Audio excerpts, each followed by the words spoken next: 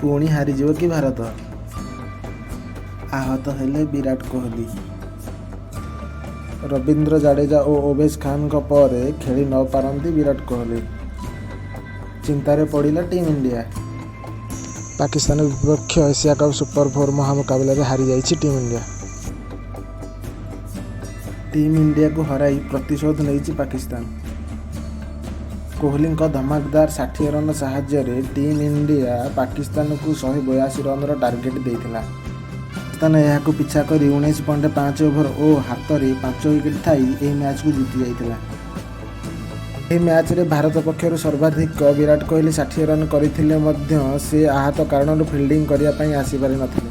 Coach Rahul Dravid कहवा मुताबिक Virat Kohli match मध्य अधिका सिंगल और डबल नवा हेतु से हामस्ट्रिंग स्ट्रेन कारण पड़िया को सेकेंड इनिंग्स रे आसीपारि नथिले। मु आशा करुच्ची श्रीलंका विपक्ष मैच पूर्व से 100% फिट हो जाते। यही क्रिकेट न्यू अपडेट पाइबापी आम चैनल को सब्सक्राइब कर और बेल आइकन घंटी को दबाई दिंतु। नमस्कार, जय जगन्नाथ।